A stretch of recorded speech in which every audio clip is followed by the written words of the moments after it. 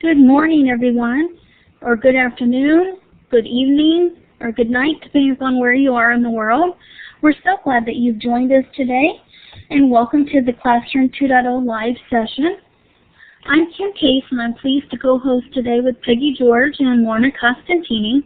And today we're going to be talking about the buzz about Learncentral with our very special guest, Steve Hargadon.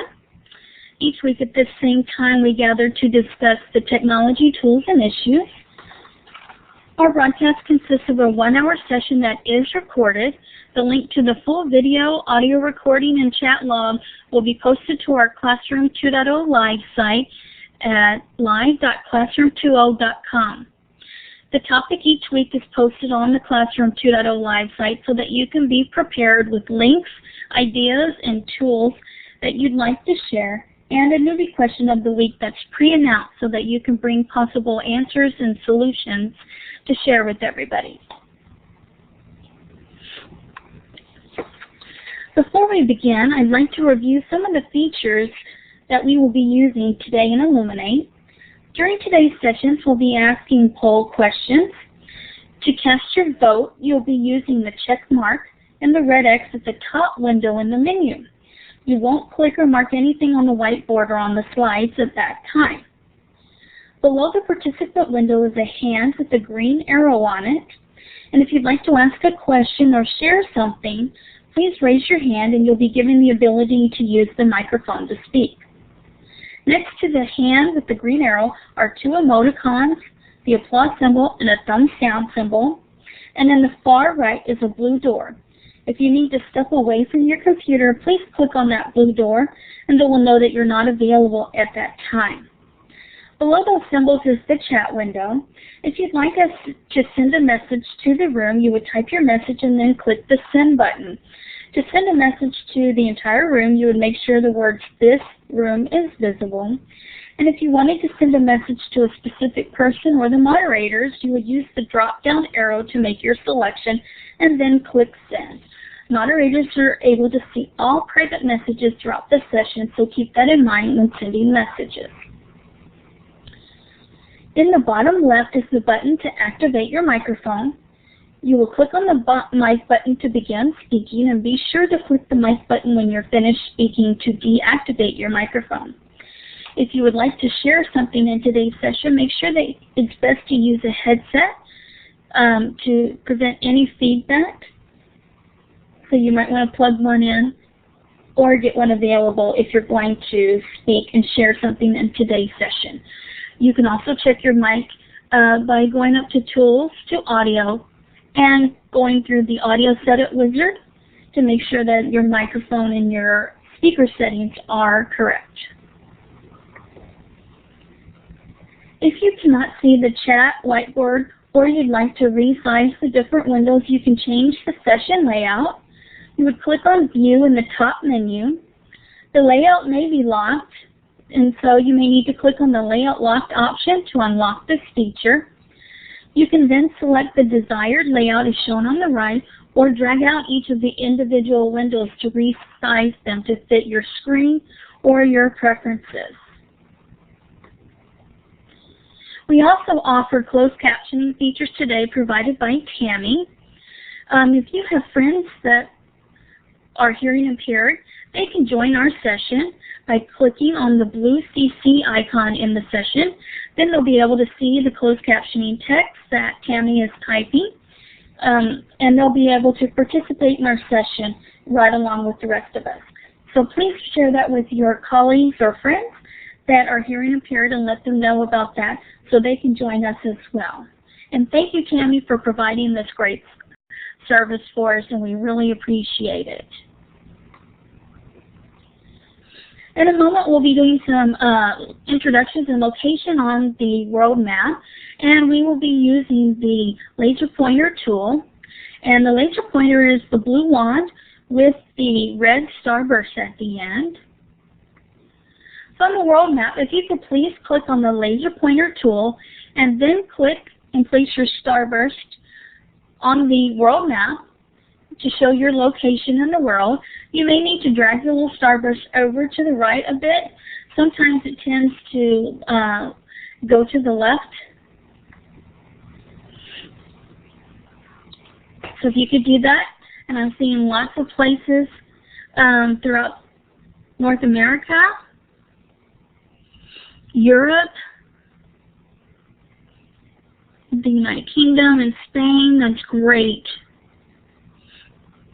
A lot of people in the southern United States and northeastern, and looks like we have also some people down in South America, and we're so glad that you have joined us today, wherever you are in the world and whatever time zone it is in the world, wherever you're located. We're so grateful that you have taken time to join us today. And it's so great to see so many of the different continents represented.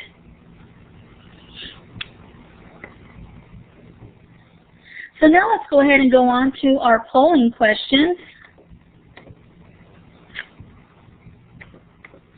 And the first polling question is, have you explored or joined the new Learncentral community or network? If you have, would you please click on the green check at the very top? And if you haven't done so yet, or you're not familiar with the Learncentral community or network, then please click the red X. If you have joined the community, please click the green check. And then I will post the results. I'll give you a few more seconds to ring in. If you have joined,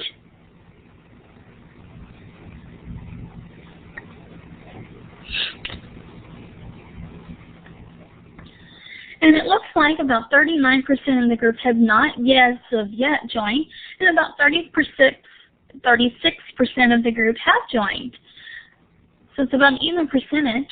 And I think by the end of the show, once you hear all the great features that are available, I think that that percentage will definitely increase, Steve, and there'll be a huge increase to the network of the Learncentral network. Okay, now let's go ahead and go on to I'm going to clear that and go on to the next polling question, which is, have you ever used Illuminate to host a group meeting?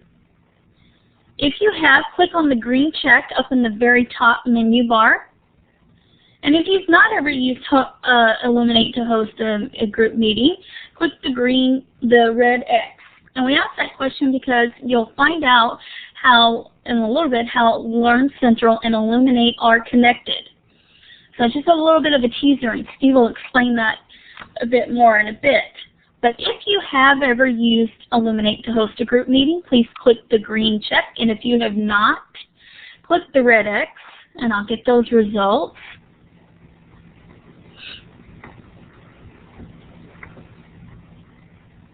Oh, my mistake. We need to vote again. I clicked the wrong thing. I apologize. Could everybody please vote again? If you have ever used Illuminate to host a group meeting, please click your green check again. I apologize. And if you have not, click the red X so I can get those results. That was my mistake. If everybody could please vote again, I would appreciate it, and I apologize. We're on the same question. I clicked the wrong thing. If you have ever used Illuminate to host a group meeting, please click the green check. And if you have not, click the red X, and I'll get those results. And about 70% have not, and about 17% have. And so we're going to find out how these are related, Learncentral and Illuminate, in just a bit. So I'm going to go ahead and go on now to the next polling question and clear those. And would you be interested in hosting your own group meetings on Illuminate through Learncentral? If you're interested in doing that, please click the green check. And that's a bit more information of how Illuminate is related to Learncentral. If you're interested in doing that, please click the green check. If you're not sure or you're not interested in doing that, you can click the red X, and I'll get those results. If you're interested, click the green check. If you're not at this time, or maybe later you might be, but for now you're not, click the red X, and I'll get those results. and about 11% are not, and an overwhelming majority, 65%, are. So, Steve, that's great. That's a good founding majority that are interested, and Steve's going to tell us a bit more in a bit about how these two items are related. So if you're not familiar, you're in for a treat. Okay, so now I'm going to pass the microphone over as we talk about the newbie question, what is Learncentral and how can I get involved? Lorna or Peggy? Or Steve? Good morning. You want me to go ahead? Very much. I think Steve should go ahead, but you know it's great to have an introduction. Okay. Go right ahead, whoever. So Learncentral is a social networking effort. We create a free social networking effort for educators being created by Illuminate. I'm going to make Gailene Nelson, who's in the chat, a moderator because I invited Gailene to be on the show this morning and figured she was just too busy to be here, but she's here, so I'm going to put her on the spot. Gailene, feel free to chime in at any point in time. But we're going to talk about this today in depth, but essentially Learncentral is Illuminate's attempt to build a social networking tool that will really make a difference for educators. And you can get involved by listening today and by joining Learncentral at http://www.learncentral.org, and I'll put that in the chat. You want me to keep going?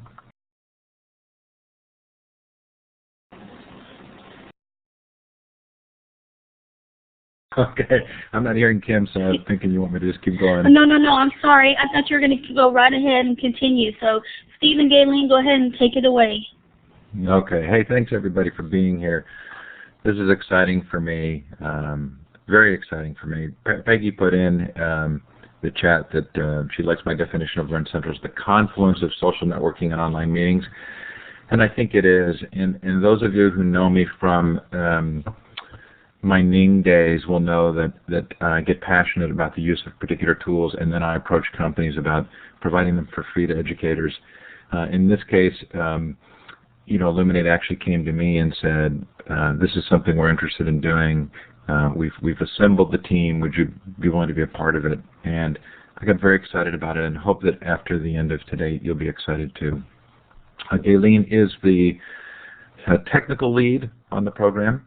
She comes from Yahoo for Teachers. Gailene, do you want to introduce yourself quickly?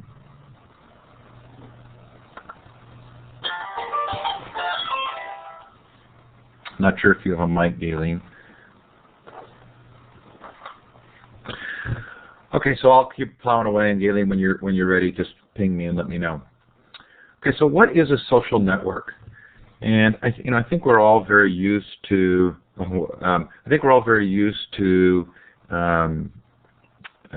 Facebook and MySpace. It was interesting to me in thinking about this. MySpace really was the example that most people knew until about 9 months ago.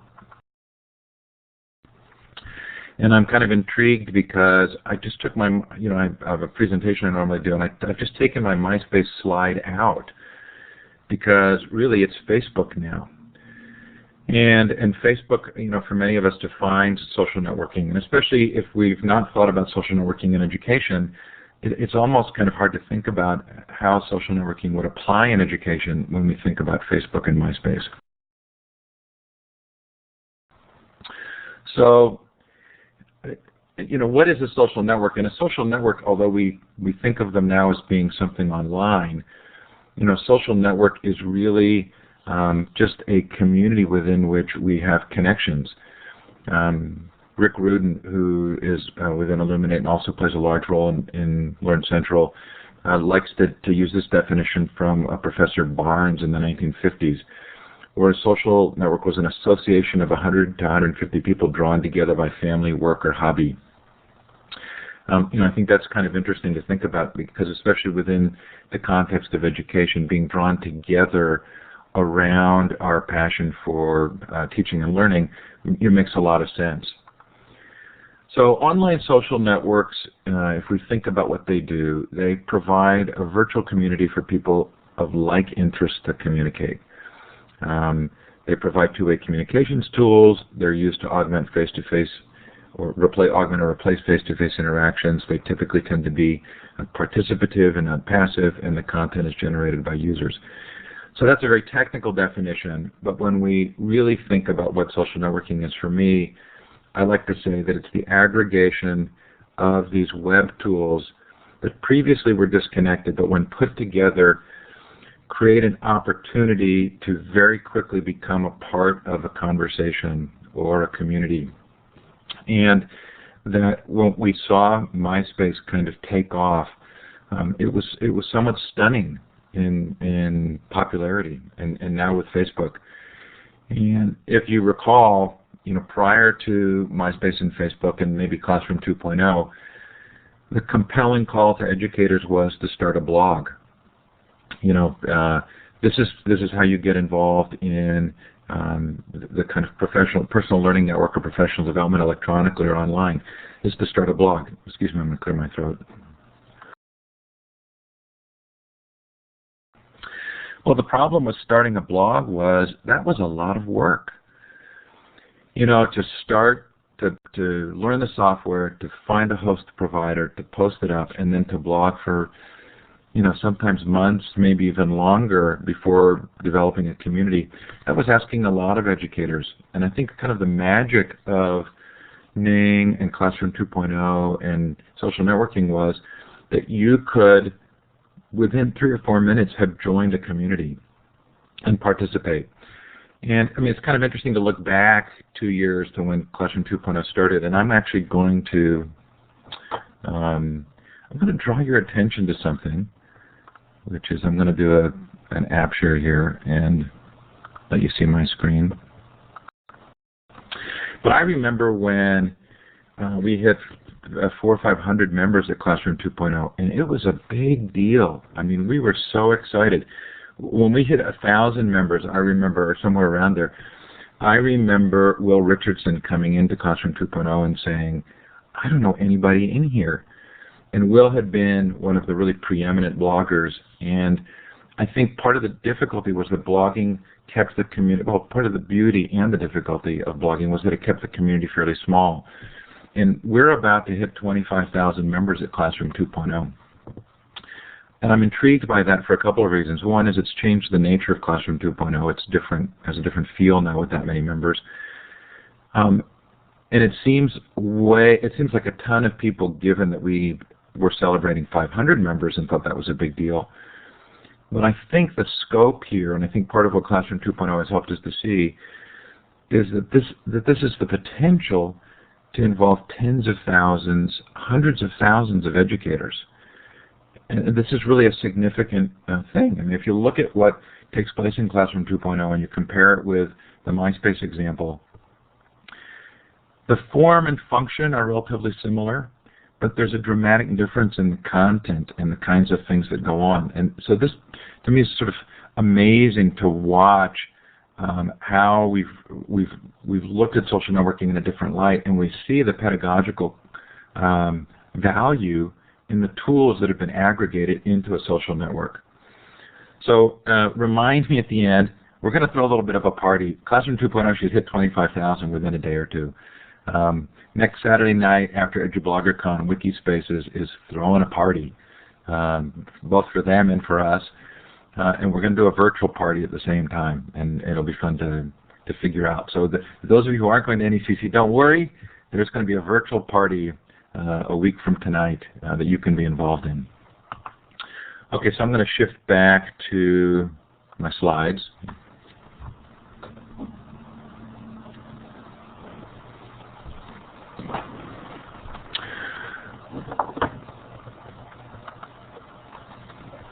Taking the screen just a second to update here.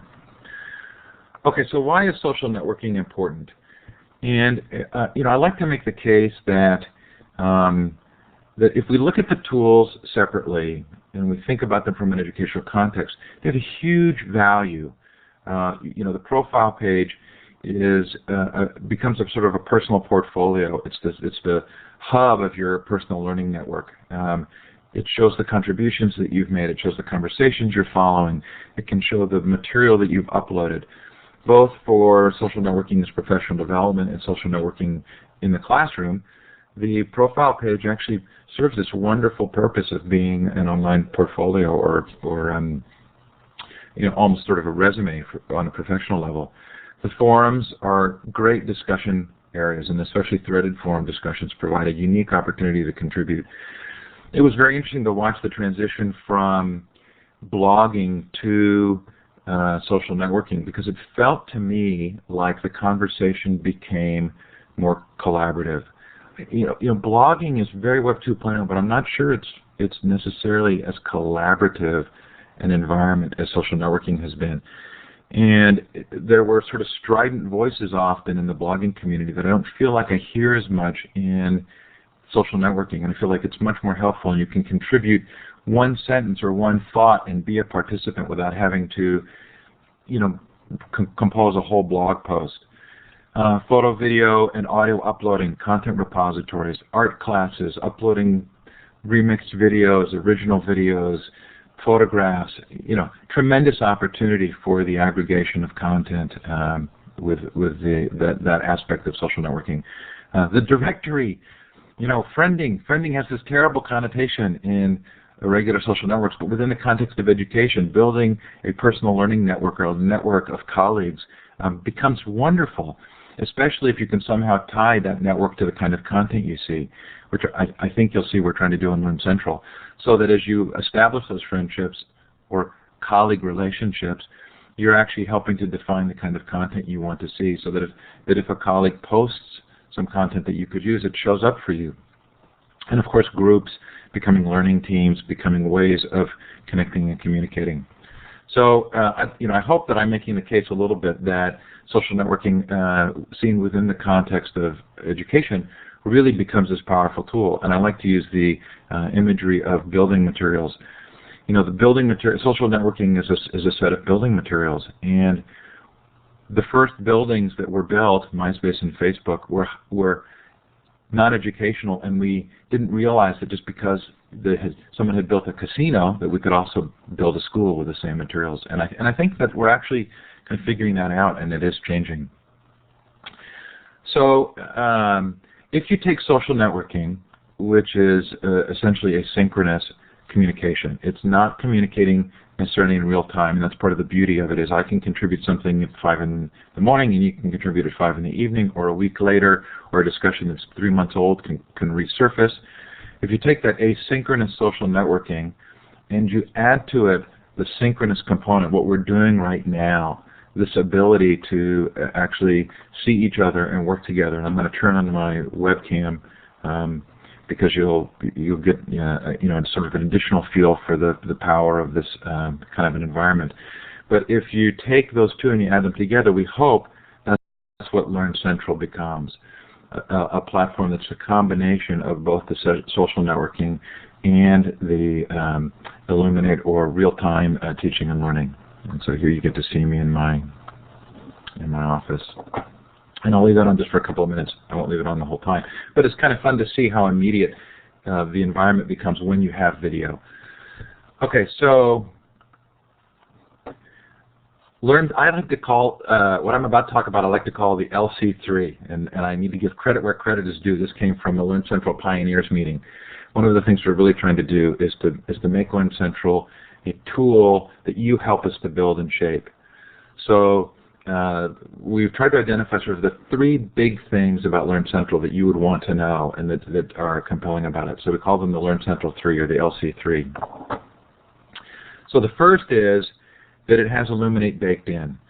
And this was sort of the deal clincher for me when Illuminate pitched to me coming to work for them, which was that the resources of Illuminate within Learncentral are free.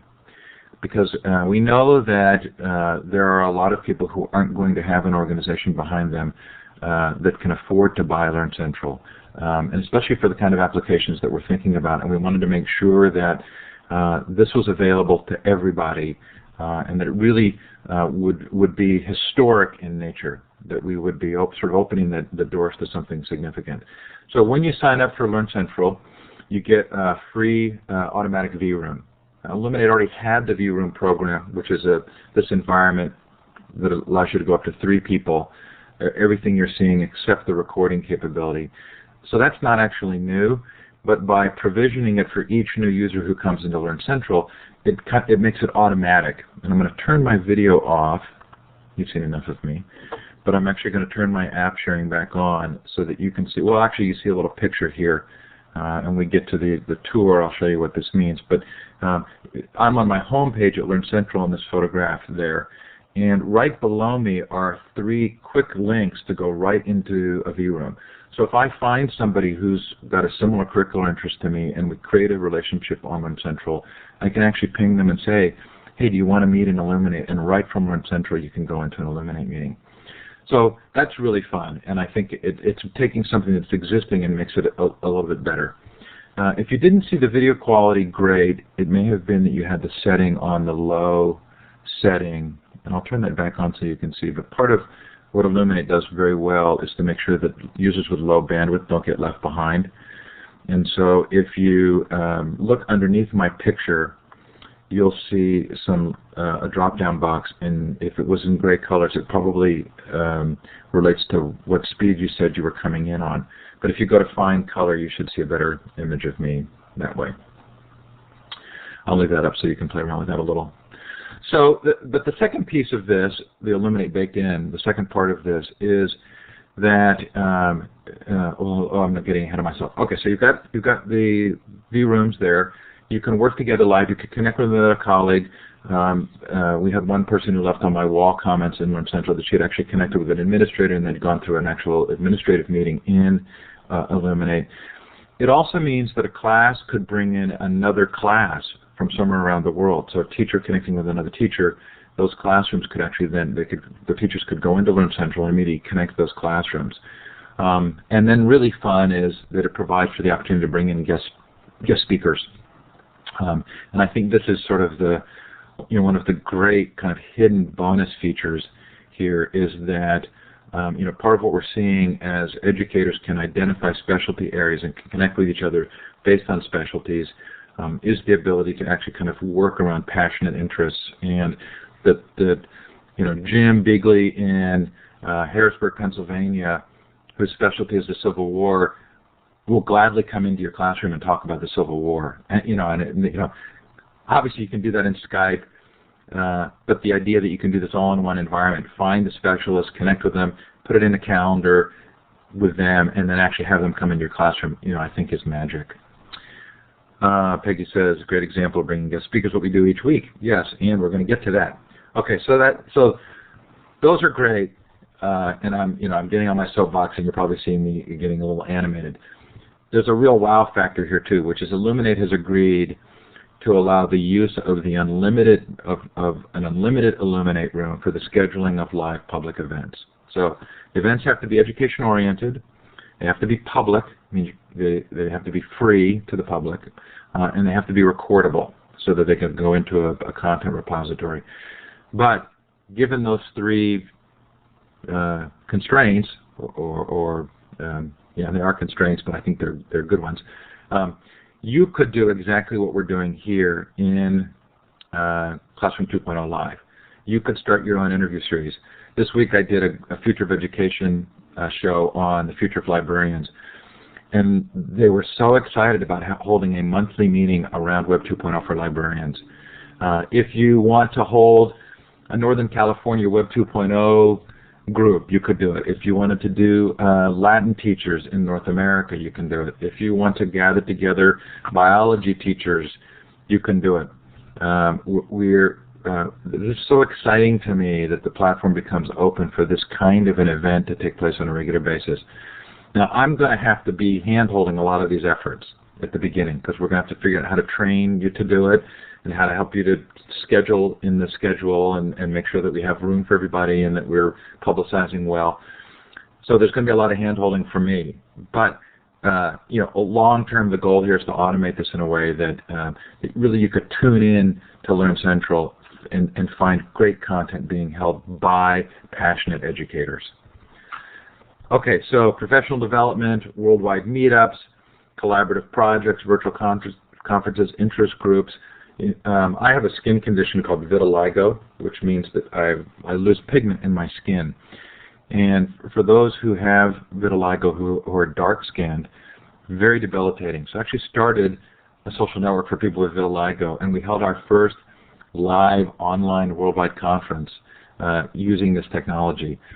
And it was stunning in terms of how people responded and in sort of the view of what this can do potentially for people who care about something. And again, you know, that may feel like a little bit of a stretch from education, but in many ways it is education, and it's the kind of thing that we're hoping, one example of the kind of thing that we're hoping we'll see take place. Okay, so I'm moving on because I'm low on time. Okay, so Learncentral 3. The first is Illuminate baked in. The second is that this is kind of Facebook plus Ning together. It's both scope and organization. The idea being that Classroom 2.0 is really about the use of Web 2.0 in the classroom. 25,000 educators gathered around this single topic. And if you start another Ning network for another, and there are many great ones that have been started, they don't really tie together well. So what Learncentral does is hopefully it creates a backdrop for everybody to join and then to create specialty interest groups within the larger community, so that I could find somebody who had a curricular interest within that larger community and then start a group around that interest. And the groups are rich in features and functionality, unlike Ning, where the group is kind of limited. And in Facebook, where groups feel to me like they don't really have full functionality and features. We hope that we have the Facebook-like scope, but the Ning-like capability of really having a customized group. And hopefully with tens of thousands or hundreds of thousands or someday even millions of educators, that you will be very easily able to connect with others and find great opportunities for sort of rapid innovation or sharing of material. And I'm not following the chat at all, so I apologize. Someone's going to have to pull me back in. Okay, so establishing a network of colleagues, creating and joining groups, discussion forums, blogs, chats, IMs, invite colleagues, all should be a part of this ultimately. Okay, number 3 in the Learncentral 3, the LC3, is resource management. So this is where the strength of Gailene and Yahoo for Teachers is going to just be a marvelous part of this network, so that you can actually post lesson plans, learning content, documents, things that you would like to make available and share, and others can bring them in and put them in their own portfolio. And I'll show you how that works. We're not going to have time to do a ton of drill down on that, but I'll at least show you how that works, and you can play around with it. And that means that if you find a group of other people who are Latin teachers or social studies teachers or chemistry teachers, that you have an easy ability to share that material with each other. So Learncentral doesn't replace Classroom 2.0. Classroom 2.0 is really about Web 2.0 in the classroom, and it's basically a starting point. It has this history of great discussions that we don't want to lose. But Learncentral will be able to do some things that Classroom 2.0 can't do. And ultimately the goal is to build on that platform to make Learncentral, where Classroom 2.0 hitting 25,000 for us is a huge milestone, that Learncentral can accommodate hundreds of thousands of educators. Okay, so we want to encourage you to learn more. Go into Learncentral, explore, invite colleagues, join groups, participate in discussions, schedule some events, access and share content. This really is intended to be a community building effort. So if you see things you'd like us to include in Learncentral, we want to know. It doesn't mean they're going to happen fast.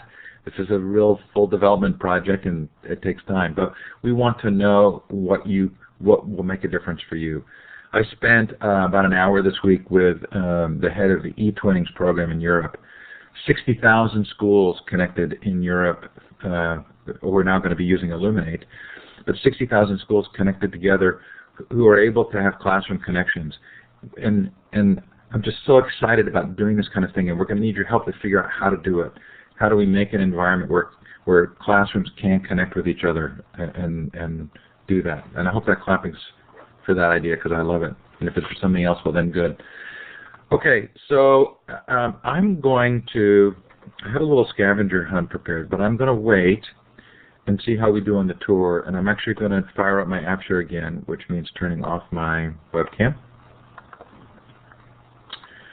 And I don't know if the person who was seeing that in lower video quality was able to get it in higher quality, but I hope so. And I'm going to now go to Learncentral and give you a little bit of a tour. Did you get your microphone working, Gailene? I did. Yes, thank you. And hey, it's great to see all these people online this morning. And I apologize, I'll have some sporadic 2-year-old noise in the background when she comes on. But I'm just trying to keep up with all of the questions and the comments in the chat, and it sounds like there's a great amount of interest in terms of integration with other types of tools and things outside of Learncentral. And I'm very interested, we're all very interested to hear how you guys would like to see that integration work. So for example, Nathan Gutierrez, and I apologize if I pronounced your name wrong, Nathan, he had asked if I think it was Blackboard, right? If there was integration support for that. And the short answer is not direct integration, but there's ways to work with that. And you know, one of the things Steve mentioned a couple minutes ago was this platform is designed to be built as an open platform, and meaning we don't want to replace necessarily everything that you use out there today. There's so many great products and services and tools that you're already using.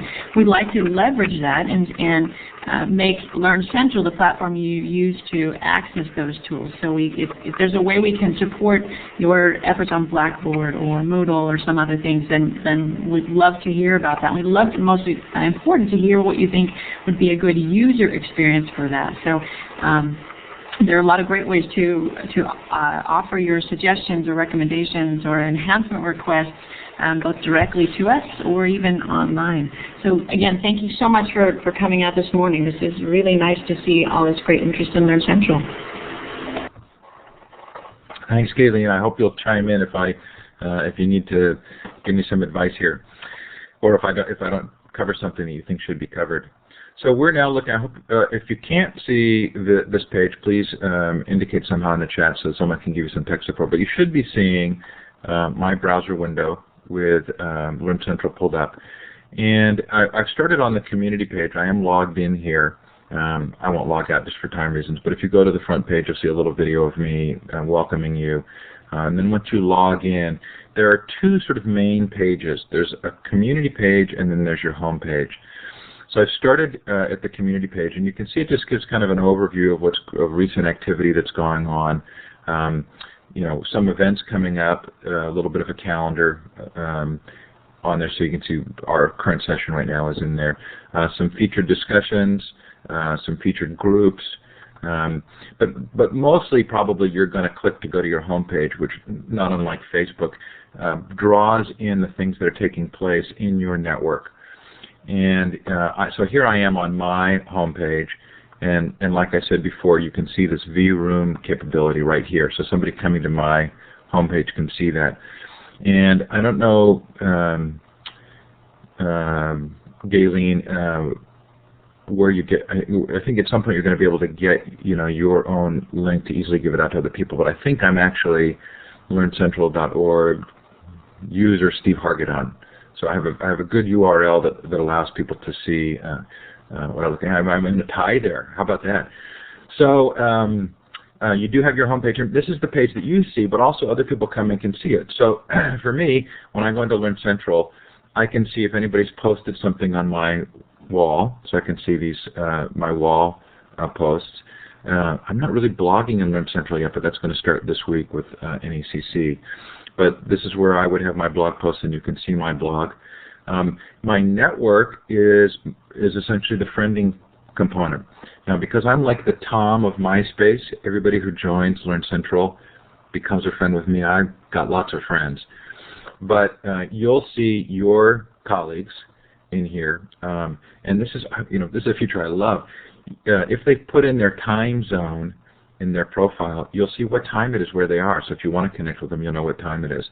And more as I connect with people worldwide, that's actually becoming a very significant part of my experience, is figuring out what time zone I'm in when I'm talking to somebody. Somebody seeing themselves there? Okay, so then I go to my portfolio tab, and this is where if I found learning objects that I've wanted to keep that other people have posted, I actually pull them into my own portfolio. So this is where I can see my portfolio, and others can come and see my portfolio and grab those items as well. Discussions, these are the discussions that I've been involved in. So this is a very quick way for me to see what's taken place on the discussions that I've been participating in. And I can click through to those discussions and respond or answer. Groups show the groups that I've joined. So these are my groups within Learncentral. Calendar, and this is magic for me.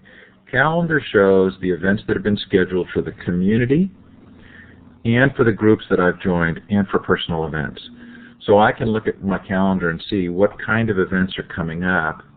And if I had a group event today, it would show in green as a group event.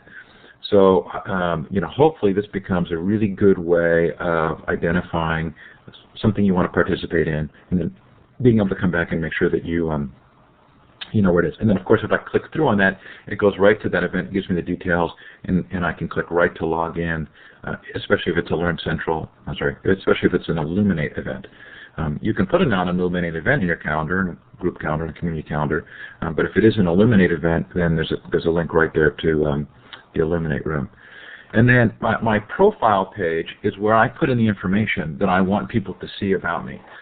So I can put in my basic messaging information, my Skype address, mobile, whatever ways in which I want people to contact me, Twitter, and then I can put in websites related to that. And if I go to About Me, this is where I actually can kind of categorize myself. What are my specialties? Am I a teacher? Am I an administrator? Am I a parent? Am I a student? What's my role educationally? And then you'll see down here, I can actually identify these categories that link to me, so that if somebody's searching for somebody else in the United States who's interested in history, I'll come up in that search list. If they're looking for somebody who's doing 7th grade health, then you can find those people based on these categorizations. And these same categorizations can be used for looking up resource material or groups or events. So when we get to the search screen, you'll see you actually search across all of those types of activities within Learncentral. And so if you're searching for, a math teacher, you're also going to find math material, and you're going to find events that relate to math. And here's where you put in your photo. So, and I didn't realize this till a couple days ago. This is my original photo and my crop photo. I'm not quite sure, but I did have 2 different photos, so it looks as though I have some a little bit of history here if I wanted to go back. Okay, so that's my home page. Now you'll see that up across the top you have the basic areas of the network that we've talked about. The community is that community page, but resources are the resources that have been placed in the network, and I can look at other people's resources. And of course I can do that same search, and this is going to look familiar now because you're seeing how you can search based on the same categories. And in the search tabs, you'll see if I search, I'm actually going to get results for resources, people, discussions, groups, and events. We're running out of time, so we're going very fast because I want to make sure you have a chance to ask questions. Same with my network. So I can look at networks, I can look at my own particular network, I can search within the network, and then I can also filter within the network. So I can find educators in my country, or I can find history educators in my country or in my state or province. Again, I just think we acknowledge that this is still in beta. We're learning as we go, but we think the potential here is huge for finding and connecting with other educators, and then being able to interact with them both through the discussion forums, groups, and then live events.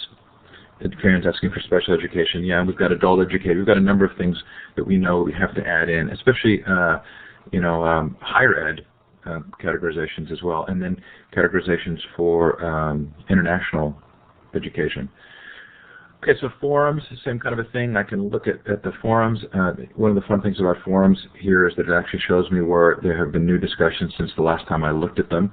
So these top 4 discussion forums have actually had responses since the last time I went into them. So later today I'll go in and can actually reply. And I get emails. I can choose to get emails as well that inform me. I get a daily email that tells me where there have been discussions that have taken place in the last day around the topics that I've been involved in. And then groups, I can browse groups, do the same thing. I can look at groups. I can look for groups. There's one group I want to make you aware of here.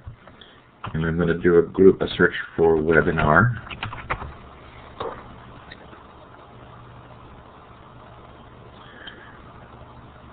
And under groups, host your own webinars. So this is the group I want you to join.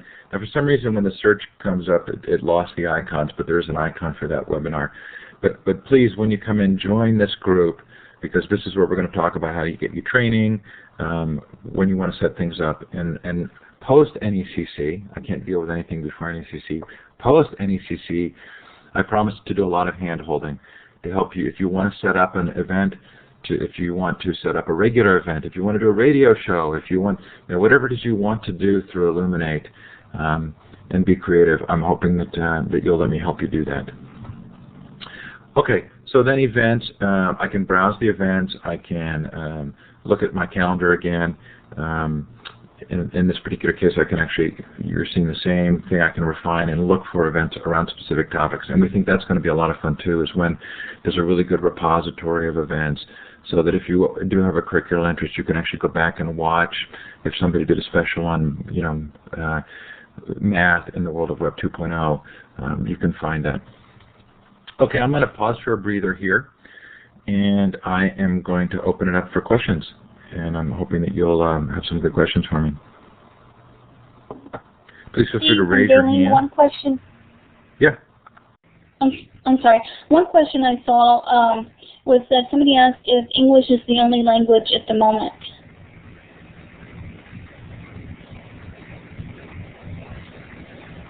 Gailene, do you want to field that?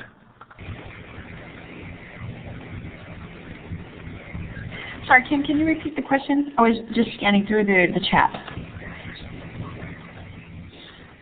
Is English the only language that the community is written in at the moment? Yes, I'm sorry. Yeah, right now it's just English only, but we'll definitely be expanding this to reach out to the global platform. So different language versions will be available. Can't tell you when on the roadmap it is right now, but they'll definitely be available. Yeah, and I think, was that question also, is English the only category there? Was that related to curricular interests? I don't know who asked the question, but were you interested in knowing if there were going to be other languages listed as curricular interests? Could be. I interpreted the question that was in the chat as the language of the community, but you're right, it could be a content area. So Karen Jan asks, will there ever be a cost? So the answer to that is no. We're still looking at how Illuminate can sustain this, and there may be Google Ads at some point, or other ways of doing that. But for the user experience, it will continue to be free. As well, the use of Illuminate in this way, we don't have any anticipation of changing that.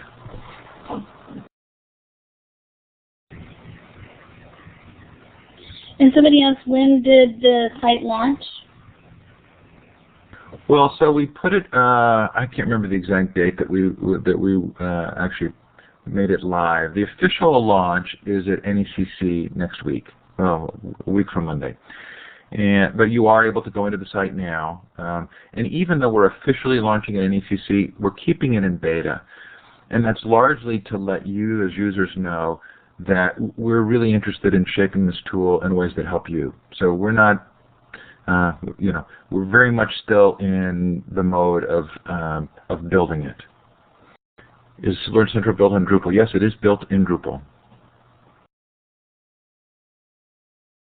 Is it possible to start a Portuguese Teachers Network? Well, within Learncentral, you can start a group for Portuguese teachers, absolutely. And you can email me and we can help you start having regular online meetings of Portuguese teachers.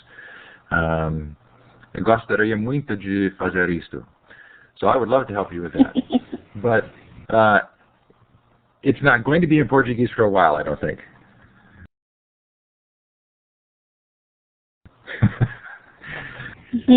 Good question. So Eric, that's a fun question. I got to tell you, I'm so excited about this.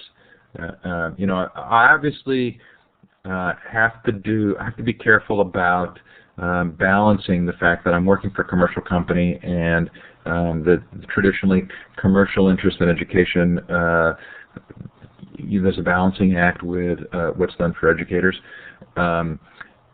Hopefully I do a really good job of bridging that and representing the concerns of educators to companies like Illuminate and Illuminate's needs to customers, or Illuminate's values to the customers. But I hope that that's being done well and that you feel that I am doing that in an okay way. And Karen asked, how are you getting the word out about the service? So it's really going to be word of mouth. We're not going to do any advertising. I mean, there will be some press releases, but you know, the idea here is to build something that's compelling enough that you want to go there. And so we're not trying to advertise in a traditional way. Hopefully, you'll use it. You'll tell us what's helpful to you. You'll tell us what we can improve. We'll make those changes. We'll build it in a way that you like, and it will do the same thing Classroom 2.0 has done. It will grow just by virtue of people telling each other about it. And is Learncentral available for universities?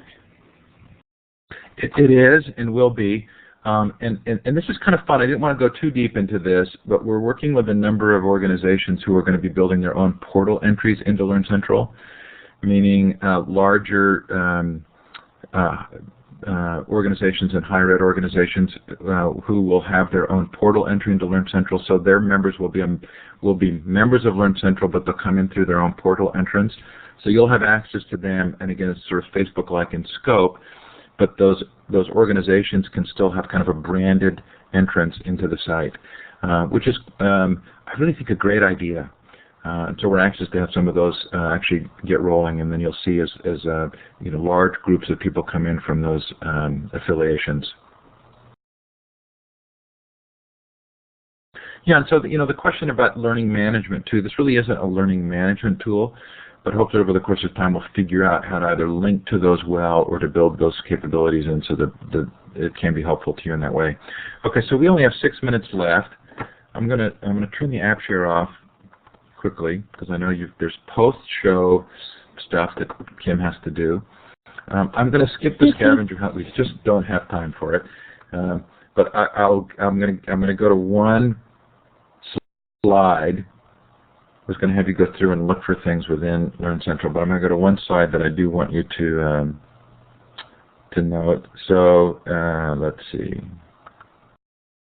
If you want to see if you're doing a good job in Learncentral, find out how many people are connected to Danelle O'Brien. That was one of our scavenger questions, and it's easy to figure out, and then you'll have some fun playing around getting in there. Also, you can find out what brand of webcam does Rajiv Arora use. There won't be any points here, but let me skip forward. So we hope that you will explore. Please go in, explore, find things that are helpful to you, and then let us know what's useful and what's not, and how we can improve this site so that it really fits your needs. The scheduling and event piece clearly we think is a big deal, and we don't think this has really been done before, and so you're going to have to help us figure out how to do it. You can post your suggestions online. There's a help and feedback forum. You can also email to us, and please do tell people about this. It is free. You know, obviously Illuminate benefits from the visibility and reputation, but it is intended as a free resource, and one that hopefully, as we continue to build it out, really has compelling value. So we hope you will tell people about it. So I'm going to turn things back to Kim so that she can close the show. Great. Thank you, Steve. And Donnell is a very active member as well at Learncentral, and we're grateful that she joins us each week as well. And so, before we give you the link to the survey, I want to make a few announcements. Steve Hargadon has created the futureofeducation.com, another new community. And next week, on July the 8th, Wednesday, at 5 p.m. Pacific and 8 p.m. Eastern, there'll be a session, Where is Math 2.0? And I'll definitely be attending that with Maria, and I'm not sure how to pronounce her last name. And on July 9th, at Thursday, at 5 p.m. Pacific and 8 p.m. Eastern, there'll be a session, another interview series with Steve on early childhood literacy resources and strategies. So those will be great interview series that you'll want to be sure to tune in, that are affiliated with futureofeducation.com. And Learncentral Preview, another session next week, the No Educator Left Behind Tour with Steve Hargadon and Rick Rudin that Steve mentioned earlier. That will be on June 23rd, later this month, or actually next Tuesday, 8 p.m. Pacific and 11 Eastern. And that is the link, the learncentral.org node/6735. That's the link to attend the session. And if you join Learncentral, you'll also have that access to that information and that link in the learncentral.org community. So Kim, make sure that you stay tuned for that. I'm sorry? Can I say something really quickly? Well, so sure. You as a Classroom 2.0 audience did get a sneak peek before the official sneak peek. So that next week it's going to be the same thing. It won't be anything you haven't seen today, but it is a sneak peek. And so if you know somebody you think would like to see more about the network, that's something you could send them to. But you won't be seeing anything there you haven't seen today. And I also wanted to give a shout out for EduBloggerCon and NECC Unplugged. If you're in Washington, D.C. for NECC next Saturday, please come to EduBloggerCon. It's free. It's fun. There's still a lot of space in the wiki if you want to start a discussion. I guarantee you by the end of the week that'll be filled. So go ahead and grab something now if you'd like to have a discussion at EduBloggerCon. And then NECC Unplugged is Monday, Tuesday, Wednesday. During NECC, anybody who wants to present can come to the NECC Unplugged area and present. If you didn't get accepted at NECC, or you've always wanted to present, or you have something that you'd like to talk about, please go to necunplugged.com and sign up, and there will be full virtual streaming of those events. Plus, if you're not going to be at NECC and you want to present during that time, you can sign up to present virtually in Illuminate during those 3 days. Sorry, Kim, had to get those in. No. Thank you for doing that. That's perfect. More feedback, more information is great. And next week, June 27th and July 4th, there won't be a show due to NEC and the July 4th holiday, but I had just put that same thing. Please visit and to attend virtually and view the streaming events from NEC at the necunplugged.com site so that you can keep up with all of the events that will be happening around the world that will be streamed from NEC Live as well as in Illuminate outside of NEC. So that's going to be a site that you're going to want to check whether you're attending NEC virtually or live. So that would be great happenings, and make sure you check that name and that schedule quite frequently for current updates. On July the 11th, when we resume, our topic will be using Globster EDU, the educational version, to organize and present content. And it'll be, what is Globster EDU and how can I use Globster in my classroom with Jen Zatos? And that's going to be a great session. If you've never used Globster before, that's something you're definitely going to want to check into. It's a great thing that we use for our graphics each week. And I've used it for quite a while, and I just love it. So you're going to want to stay tuned for that on July the 11th when we resume our normal schedule at 12 p.m. Eastern. And we have a Classroom 2.0 Live Digo group. If you haven't already joined that, I just want to remind you to join that. Peggy talked about it last week. Please join it, and we'll be posting our glam links for the glamorous co-hosts of Classroom 2.0 Live. Sorry, Steve. And we will post links and resources, and you're welcome to share links and resources with those in the members of the Digo group. So if you haven't already joined Digo or the group at Digo, please do so and share with us. Let me go ahead and get the link to our survey. And the survey does give information to Illuminate, but it also gives information to Classroom 2.0 so that we can make sure that we're planning sessions that are of interest to you and of value to you.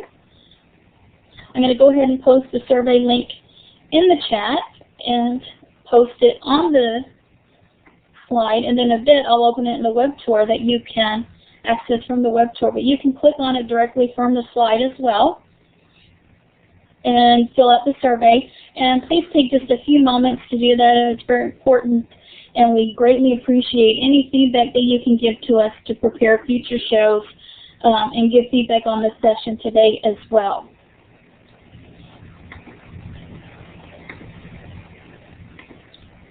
And we'd like to extend a very special thanks to Steve Hargadon, the founder of Classroom 2.0 and FutureEducation.com, and Gailene for joining us today to talk about Learncentral, and especially thanking to you, everybody who participated in the show today.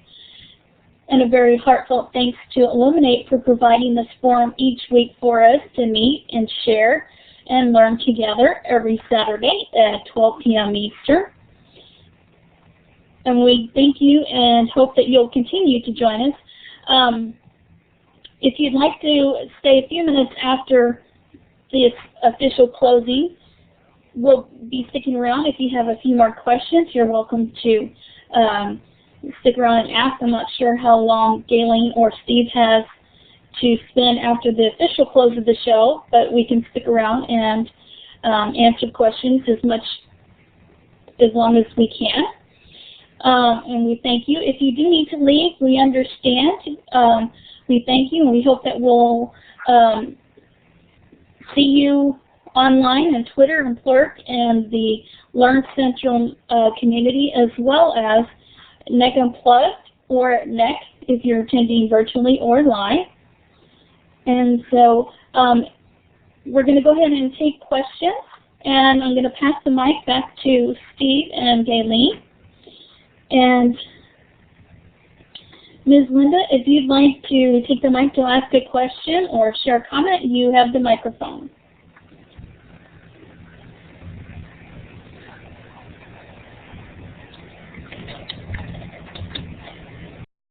So I've just taken the mic. Eric, we can give you the mic too. I don't know if your hand is raised for that purpose, but I will.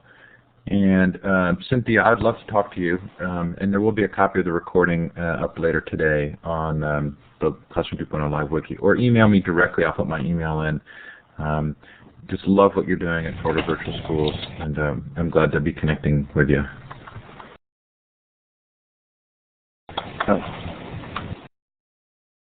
I was trying to press the mic to ask a question. Did I get it? Yeah, we can hear you. Oh, okay. Well, I've been using Twitter for the last several months, and just recently I've been noticing that more educators in my network are using Plurk, and I haven't, I guess, jumped on that bandwagon yet. And I was just wondering if you guys see any kind of benefit to using it, or like a difference to using it over Twitter, or what you guys think about it just in general.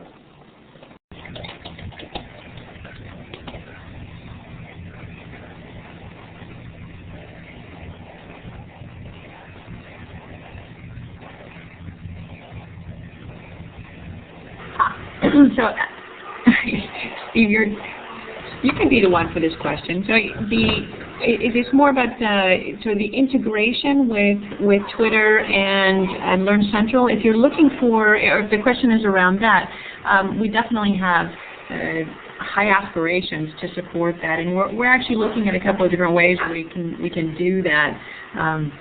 where we can post or push specific feeds out to your Twitter account, or we can bring your Twitter feed into your personal profile and your portfolio. So we're definitely looking at ways to do that, and we're actually looking at, we're going to probably contact a couple of educators who are prolific Twitter users to see if they can test this out for us and make sure that what we're putting in place works, it's not too noisy, and it doesn't interfere with what else they're trying to get done on Learn Central. Did that answer your question? I was asking about Plurk and the benefit to using it, like if there's possibly another reason to use it in addition to Twitter. So I don't think the question was related to Learn Central, and since I don't use Plurk and am accused of being a very selfish Twitter user, somebody else will have to answer that. I use Plurk extensively. I can answer that. I use Plurk and I still use Twitter, but I use them for different purposes. At Plurk, the way the conversation, the Plurks are threaded, I can they're engage in more extensive conversations.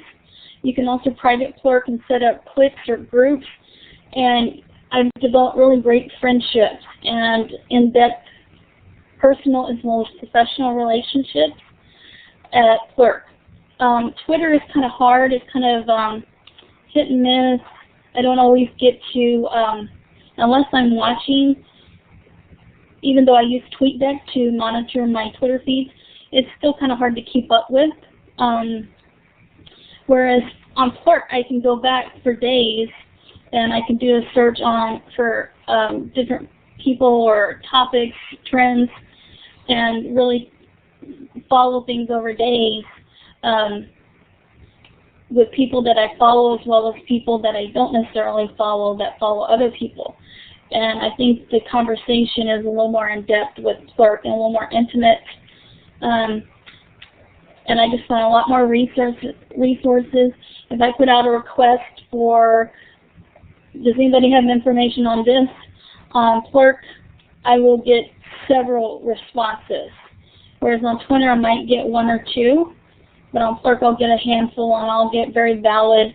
People go out of their way, it seems, on Plurk to really take time to research and then get back to me and give me some great resources. Whereas Twitter is just kind of, if they saw that, great, and if they didn't,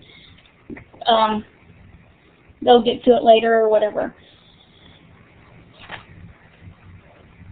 That's my opinion on Plurk. It took me a while. I wasn't really sure about using Plurk, but after I've used it, now you won't convince me. I check Plurk every day, just like with email. Even though I may not check Twitter as often, I will always check Plurk. You can view Plurk like you can with Twitter, like they call it the mobile version, where it's more linear, or you can do it like in the timeline. And the timeline looks a little haphazard, random. It just takes a little while to get used to it. But when you start scrolling, you can kind of just glance through and read what interests you and what doesn't interest you. You can just keep going. You don't have to spend time on. But that's my 2 cents on Plurk.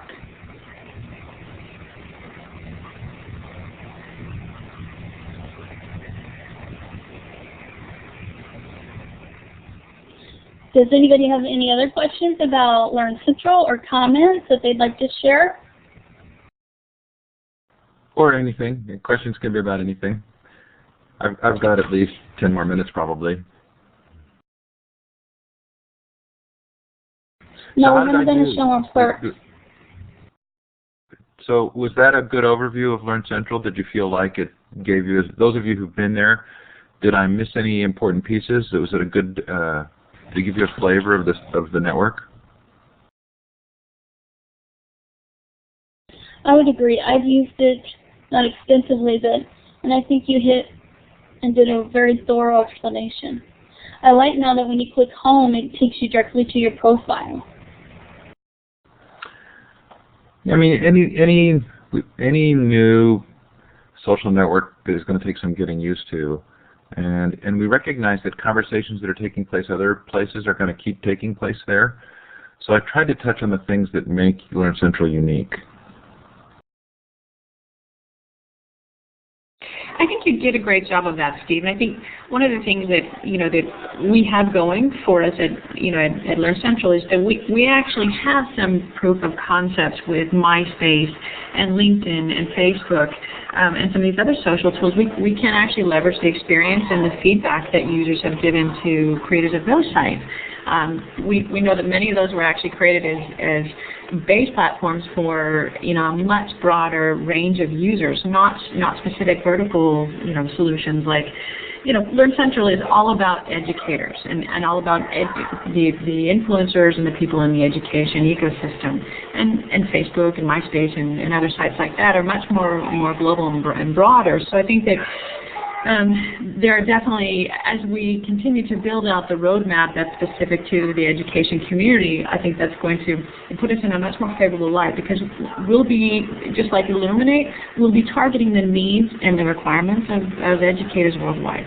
I think I'm very excited to hear more about what the users of the communities need that feel like they're not getting today. And I would just like to encourage the folks who are still listening, if you could, we really want to hear from you. We really want to know what are those things that are working really well, what are the things that are not working so well, or could be a little bit better, or more important, what is it we're missing that we should be adding? Because this is a live platform. This is a great opportunity for you now to influence the direction that Learn Central is taking.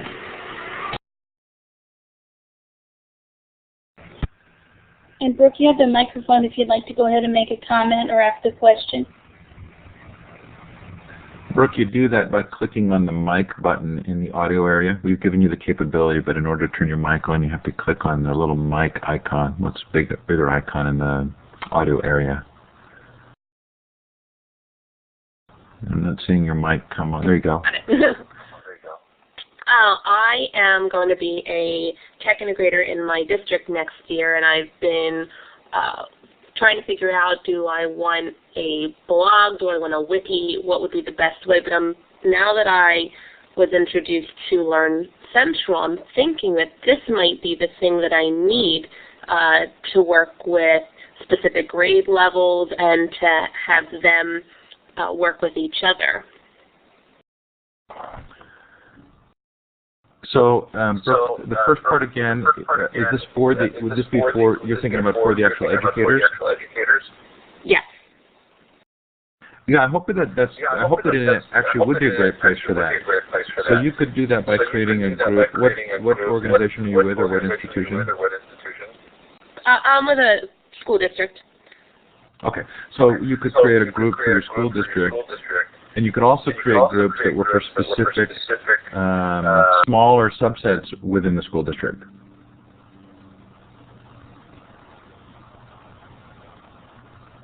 It looks like your mic went off. If maybe you did that on purpose, but no, we can't hear you.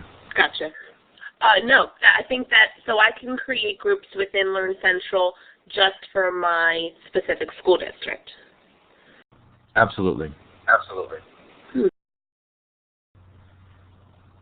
So yeah, those of you who are listening, you do get an echo. If the Illuminate isn't an echo canceling environment, so if you don't have headphones on and your mic is on, your sound will come through your speakers and back into the microphone. That's what's happening with Brooke. And the solution is doing exactly what Brooke's doing, which is you just turn your mic off when you're not talking. That's fine.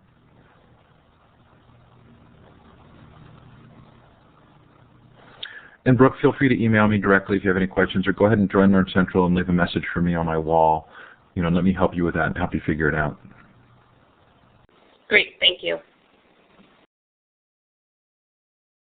You're welcome.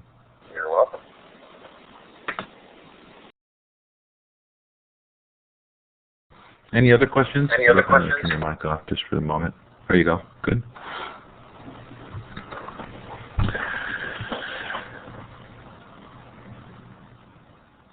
Elsbeth, again, please feel free to join Learn Central, leave a message for me, and let me help you to figure out how to do that.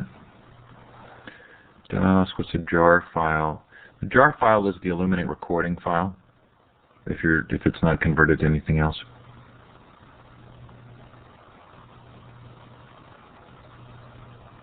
Is that the .vcr file? That's what Gailene asked. VCR versus the jar. I don't know the difference. I can probably figure it out in a minute or two, but you're right. The jar is maybe a live session, the VCR recording? Oh, Clipart?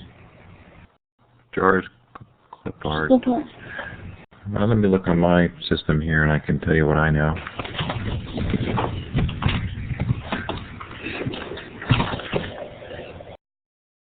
So Illuminate produces a jar file when you, I think when you use their publish program to take an online session and save it as a local file so you could play it on your machine in Java, it becomes a jar file.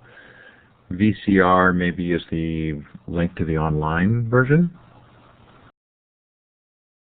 Somebody who knows more might be able to answer that. Okay. Yes. Cynthia, definitely leave a message for me. I'd love to, I don't know if you and I have connected before, but I am very interested in doing a future of education show, specifically on Florida virtual schools.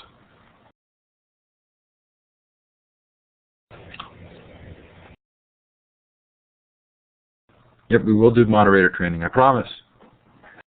And I want to do training not just on how to use Illuminate, but on how to run a monthly show. Because there are people here, Kim and Peggy and Lorna, who know a lot about, how you actually keep a show going. And I think there are those things that would be really fun to kind of share as well. And we've learned a great deal from you, Steve. Yeah, like how to put up with Steve.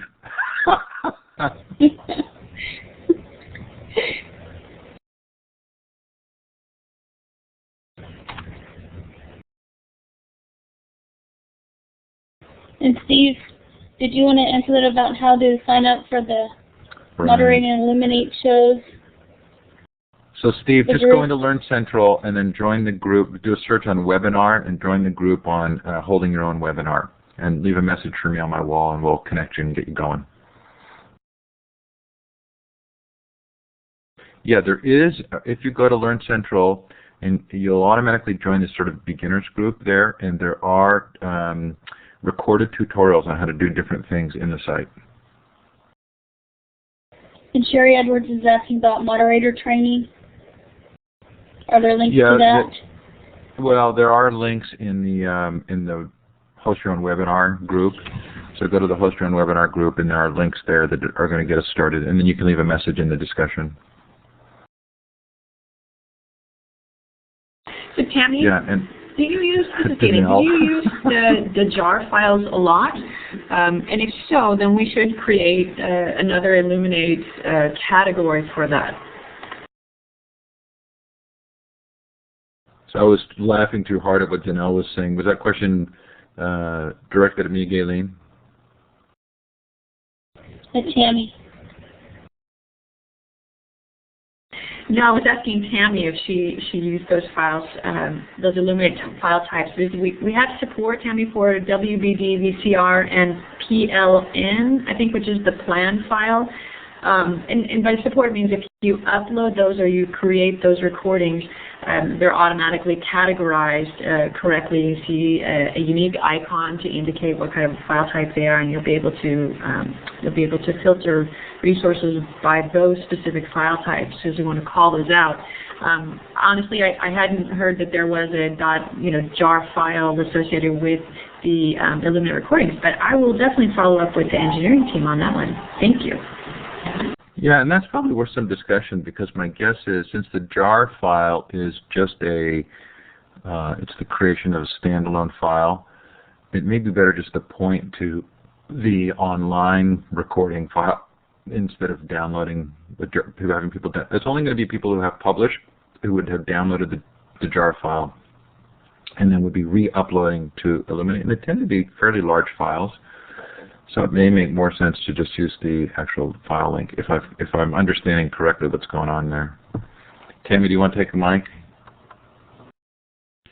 Yeah, I was trying to type, but I figured it'd probably be easier just to get on the mic. Yeah, actually, if you, in the Illuminate whiteboard, you can set up your own custom tab inside of the Clipart gallery. That's that one that looks like a white flag with the red star. And you can create your own custom Clipart. For instance, when I taught the kindergarten through third graders for mathematics, I created my own custom Clipart tab in that gallery that had U.S. money. It had coins, had dollar bills, because I found I needed it all the time on the fly. And the file type that it saves when you make a custom tab in the Clipart is a .jar file. And I've made several of those because I teach chemistry and mathematics and all kinds of different courses. And there's all sorts of tools that I find that I need on the fly, such as protractors, 3D shapes, Bunsen burners, all kinds of different things. So I was hoping to be able to share some of those and save other people the work of having to make them.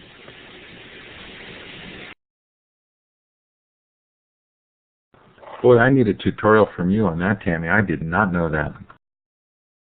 I'm constantly making my own interactive whiteboards. I tend to not be the PowerPoint type where the whiteboards are just what you look at. I'm constantly making them where stuff moves around and there's bits and pieces and the kids move stuff around. So I'm very much a manipulative-oriented whiteboard maker. I definitely want to know that. So when you create your own custom whiteboard, Tammy, does it? Yes. Do you have to load that every time you have a session? No, it'll remember it as long as you're on the same computer. If you move to a different computer, then you're going to lose your custom tab. But as long as you're you're in on the same computer and you haven't moved your jar file. I made the mistake one time of trying to reorganize my files and I moved my jar files and then Illuminate got confused. Right. But so long as you're on the same computer and you haven't moved anything, those tabs are always there. As a matter of fact, if you're curious, I can load up, if somebody will give me whiteboard tools, I can load up a couple of mine that I've got. So even if you're logged in on Illuminate, that's somebody else's Illuminate. Okay, here we go. Right, hold on just a second, and I'll show you some of the ones that I've got handy. Okay, for instance, geometry. Okay, there's my protractor. It looks a little better on a white background, but I've made it so that you can see through it. It's transparent. Other ones that I have, let's see, Bunsen burner. This one the kids like because it's animated. And did that show some up other things. When you add that Clipart collection, does it show up for the other moderators? No, just on a computer by computer. And just then I've got graphs and grids. And let's see what else I've got that I can just show you real quick. Money. Whenever I taught the little kids, I had my money loaded up so that I could grab it super fast because I was finding I constantly had a need to have something really, really quick. And what's nice about these is the kids can move them around. They're not locked down to the background. And if I need to if the kids don't understand how to set up a particular lab, I can pop on the equipment real quick and show them. In physics, when we need to be able to measure angles, I just pop that protractor on. And it's really, really helpful to have that stuff handy. It looks like when I go to upload, it looks like I can upload a jar file or a .zip file. And I'm wondering if the .zip... Yeah, you'll want jar if you can. Get a .jar file and then just save it somewhere on your hard drive, and then go under Tool to load it in. After you've downloaded it, you go under Tools, go down to Whiteboard, and then within Whiteboard there is Clipart Collections, and you can add it into your Clipart Collections from there. So anybody who wants to share them can do that. How did you put the art into the jar file? I have a background in illustration, so a lot of the stuff I make myself. Some things I just look on the internet, find some resources. A lot of times when you look on the internet and find free resources, a lot of times you'll get images that are just a solid background. If you want it clear like this one is so you can see through, just a little bit of manipulation, you can get rid of the white and then have it see through. Because that's a thing that I find I end up doing quite a bit. There's things that I want to be transparent. Oh, I've got one that I think you'd like. Would you be willing for me to let's see, that's an awful big file. Might I be given the permission to upload a game set of file, and I can show you some of the different things you could do with manipulatives instead of having a set in the background. So hold on a second, and I will. How do you get the individual graphics files into the .jar file? Oh, you can just, once you get them on your hard drive, then you can bring it in using that same tool that I was telling you about. If you go under go under Tools, Whiteboard, and Clipart, it will let you incorporate them right on in. So you create a new... So how do I create the jar holder? Let's see, let me think of, I've actually got a tutorial. I'm not sure how deep you want to go into it right now. Other people, it depends. Is anyone else interested enough? I'd hate to feel like I'm taking over. You create a collection. Right, create a collection. And I'm going to go into my thing. I think I've got... Clipart collection. And there's tutorials at the site on how to do it, because that's how I learned it. I realized I had a need to have stuff really quick. Oh, another thing that's really good, especially if you have a smaller class, is to have name plaques. Whenever I was teaching the little kids, it was really nice to have a fun name plaque. It would look like a little a little old-fashioned chalkboard, the type that used to fit in their laps back in the pioneer days, and I put their names on it. So if I created activities for them to do that was individual slide by slide, each of them had their own individual one, then I could pop their name on really quick, and it was cute, and it wasn't just simply their name. Hold on, I'm having a hard time. It's one of those can't walk and chew gum at the same time. Okay, here we go. Okay, I'm loading in something really quick, and I'll show you some of the things you could do with the graphics. This is my game set. And I'll slow down because I know a lot of you are loading. Maybe I'll even get off mic for a little bit so these can download. I'm going to switch over to chat for a little bit while these are downloading a bit. And I'll show you some of the stuff that you can do with the images. Okay, it looks like most people are starting to catch up. Some games like this, for instance, I want to draw your attention to this particular game set. And this particular item, if you play around with graphics a little bit, you find you can make all sorts of manipulatives. For instance, if you just learn just a tad bit about the PNG file format, you'll discover you can make it look like glass. And it's translucent. You can see through it. See how you can see the 4? Oh, yeah. And that's kind of fun. And let's see. Splashes. This is one that my son made when he was 11 years old for me, and it has splashes and explosions, and that's another one that's a PNG file format. And when you can make slides that are interactive where the kids, now this particular one is a game set, but even when you're covering content, if you can have slides where the teacher is moving stuff around or where the students can get in there and move stuff around, the interest level is so much higher. Trying to find a few. Here's a pointer game. You could do pointer games too. I'm trying to find those related to graphics though. One of the kids made these. See, and this is another one made by students. Let's see. This is another one made by the students. So trying to find some more that are graphics, and I might be, oh, I know one. Okay, hold on. Paper doll set.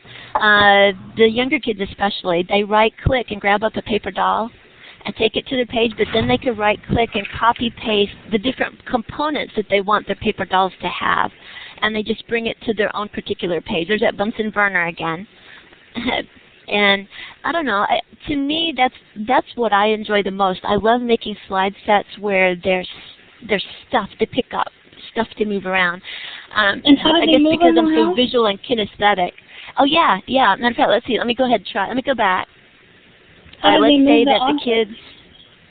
Okay, on this one here, what I'm going to do, tell me what you want, boy or girl? Either or, girl's fine. Boy's fine. Okay, I'll pick the girl. I'm going to do a right-click and copy. And what I'm going to do is I'm going to go to the last slide, and I'm going to paste the little girl on. Now, I want to start accessorizing her. And let me go back. Let's see, shall we make her, let's make her a scientist. So I can grab up the clothing and do a copy. I just click on it and do copy, and then go over to my picture. And the kids, even my littlest kids, the 4-year-olds, 5-year-olds, they would figure this out in just minutes. Okay. All I do is just show them how to copy paste. And then they could just go through and select the different components that they wanted to add and create their own scenes. There we go. Okay. And I also have Clipart that I have handy that has stuff to entertain them if they get done early and they still want to hang around a little bit. I also try to keep some additional Clipart, which right now I don't have that gallery loaded, so I'm trying to go in where I've got it at. But let me go under Games and GIFs and PNG files. Okay, stuff like this. This is great. If you've got a few minutes at the beginning or the end of class, you can upload just little components onto the page for them to play around with. And while they're waiting, instead of being bored, they can start doodling, making faces. And I try to collect a variety of different things that is just exciting or interesting or fun to play around with. Usually if I start putting the bugs on the screen, they're going, ah! At Christmas time, I've got a Christmas set with animated lights. And things like that. But see, that's what I'm excited about when it comes to Learn Central is I'm excited about being able to share some of the more manipulative-oriented stuff that I've created, where I can pass along the whiteboard things that I've got that has all these little bits and pieces that either the full whiteboard set already put together or just the bits and pieces that can be downloaded and put in. So that's what I'm excited about. That's why I keep asking, is there a way to let them know it's a jar file? Is there a way for them to sort based on whiteboard and things like that? Those are fantastic.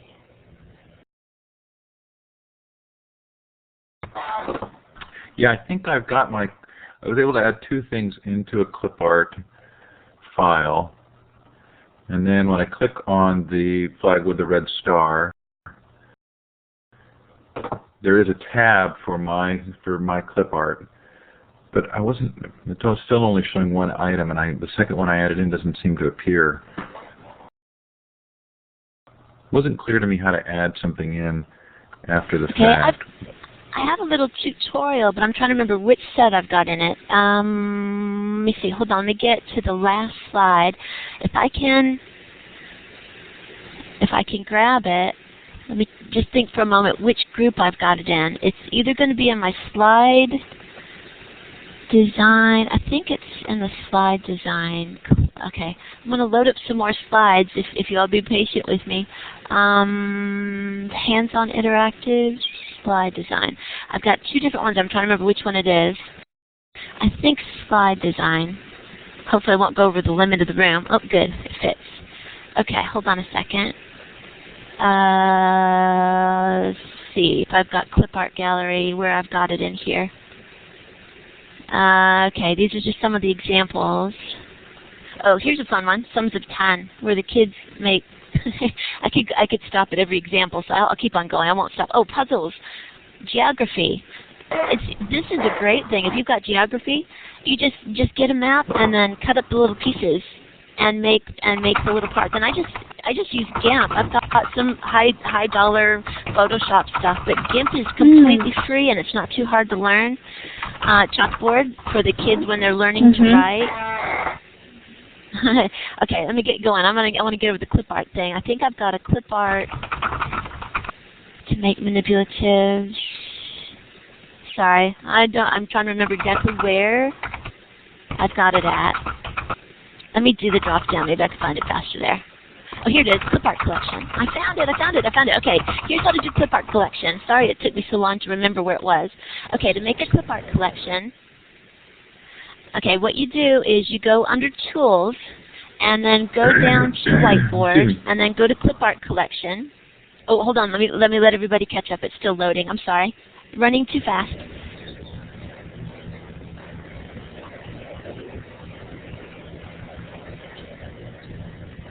Okay, most everybody can see this page. Looks like just two are left. I can't quite see it yet. Oh, there got another one. Okay, go under Tools, Whiteboard, Clipart Collections, and what you'll see is this right here. You'll see your defaults that automatically come with Illuminate. If you want to start a new collection, you click here, and if you want to add to or load up a current collection, you do this one. I'm going to show you how to do the one for creating one, though. Once you click on it, you'll get this window right here. And if you want to create a new Clipart collection, you're going to click the one that looks like a blank page with a little burst on it. And what that will do is it'll give you yet another window.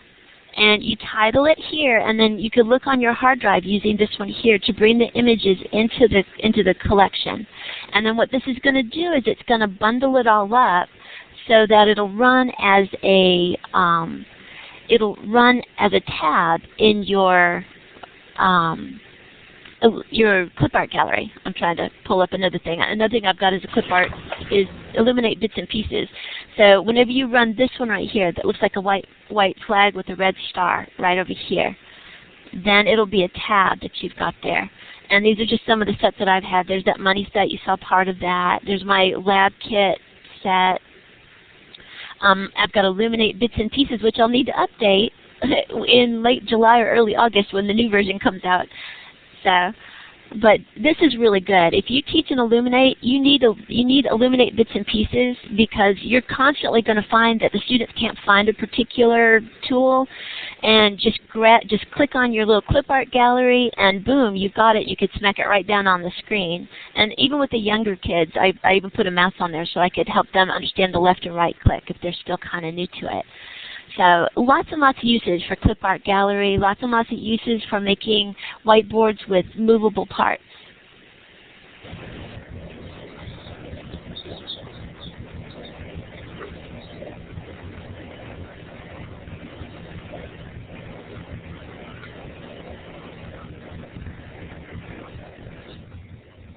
I agree, Tammy, that we definitely should include you, Tammy. These are fantastic.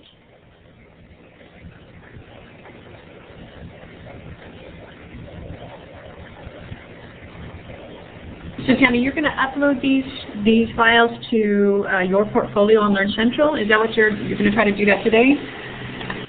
Yeah, that's what I was so excited about. When I heard that Learncentral was something that Illuminate was putting together, I said, finally, I've got a place to put the stuff for Illuminate that I want to share.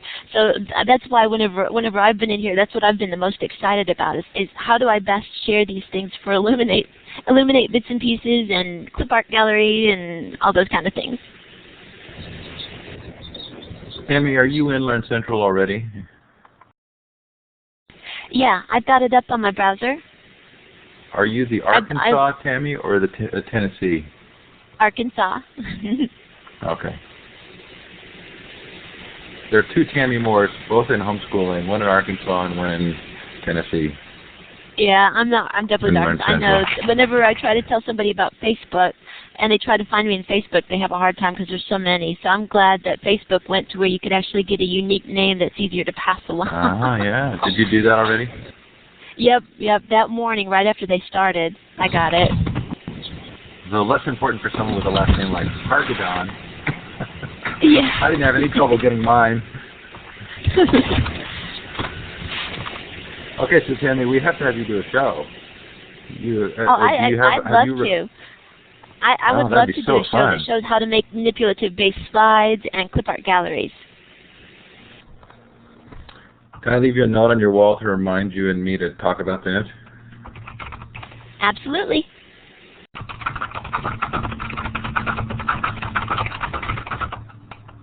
So Peggy, do you think, then Peggy, Kim, and Lauren, is this something for the Classroom 2.0 show, or is this something I should do just in Learncentral?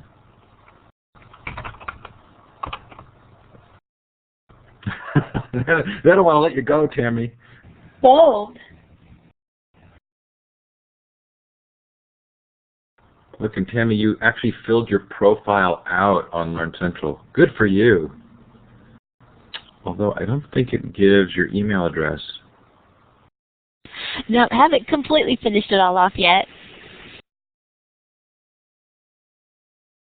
So how do we get in touch with you? I left a message on your wall. Okay, let's see. I'll go to profile and see if I've got a place where I can add in the email. I'm still learning my way around. I'm a little bit clumsy and slow finding where everything is yet, but let's see. Profile. I'm on my resources. How do I get to my profile? I click home? You should see... there it is. Okay, I clicked home and it got me to my profile. Edit Perfect. profile. And then you should see 3 tabs. Okay. Looking for where I could put in email address. I could put it into the About Me section. I don't see a specific place to put in the email address, though. Oh, well, here it is, Contact Information Can you Notification. take a look at the Contact Information Notifications tab? Okay, I've got it. Now I actually entered it in, but I didn't have it in public profile. I'll make it in the public profile. And So, Gailene, I've noticed that the check mark on display in public profile is, for me, that's next to the email, but does it go away? Because it's not checked for me, and even though I think I checked it. Okay. I've updated to make my email public, so probably refreshing the page, it should be there.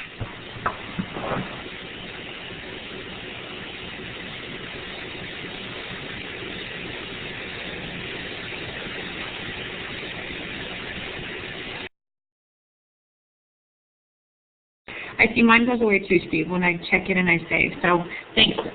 We'll get that bug fixed.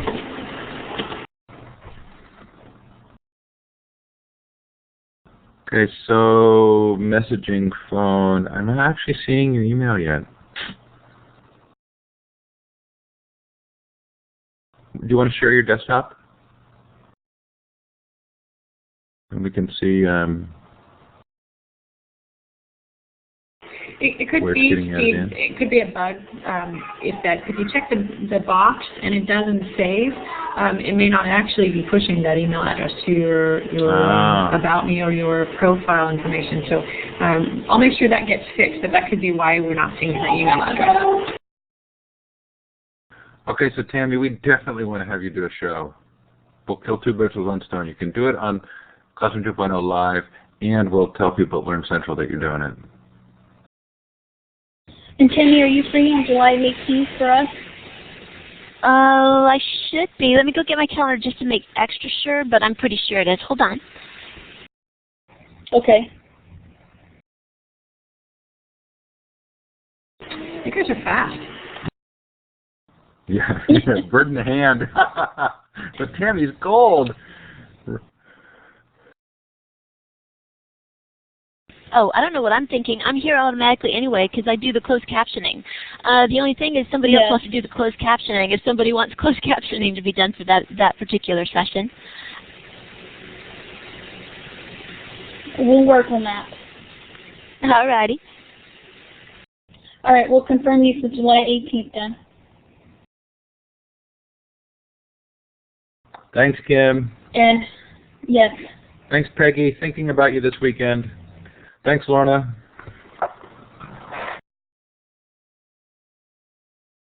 Thank you, everybody.